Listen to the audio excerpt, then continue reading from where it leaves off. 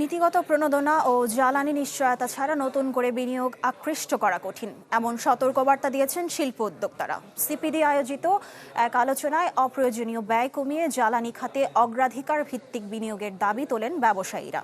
আর অপচয় রোধ করে বিগত সরকারের ভোগবাদী মডেল থেকে বেরিয়ে বিনিয়োগ ব্যবস্থায় রূপান্তরে সরকার কাজ করছে বলে জানিয়েছেন প্রধানমন্ত্রীর অর্থ ও পরিকল্পনা বিষয়ক উপদেষ্টা রাশেদ আল মাহমুদ তিতুমির। আমি আর ম্যাগি স্বাদ ও ভালোবাসার দারুণ জুটি ফ্রম নেসলে।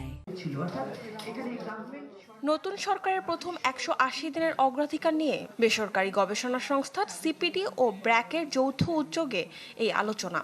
এতে অংশ নেন শীর্ষ ব্যবসায়ী, অর্থনীতিবিদ ও সরকারের প্রতিনিধিরা। থমকে থাকা বিনিয়োগ পরিস্থিতি ও অর্থনীতির গতি বাড়াতে নতুন সরকারের বিভিন্ন নীতিতে পরিবর্তন আনা জরুরি বলে মনে করছে সিপিডি।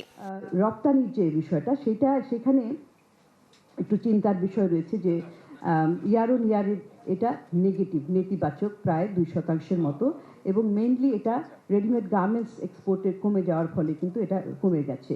আর আরেকটা সবচেয়ে মাথা ব্যথার কারণ ব্যাংকিং খাতে, সেটা হচ্ছে যে নন পারফর্মিং লোন।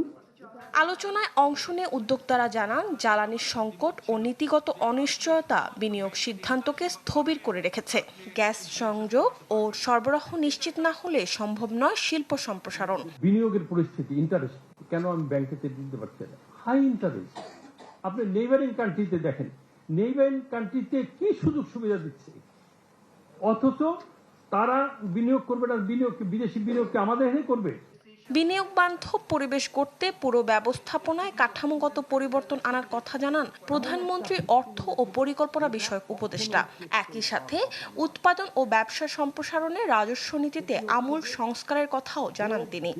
ভোগ নিয়ন্ত্রিত একটা প্রবৃদ্ধির মডেল, অর্থাৎ হচ্ছে যে কনজামশন লেড গ্রোথ মডেল, এটা কখনোই আপনার কোনো দেশে স্থায়ী টেকসই ব্যবস্থা দিতে পারবে না।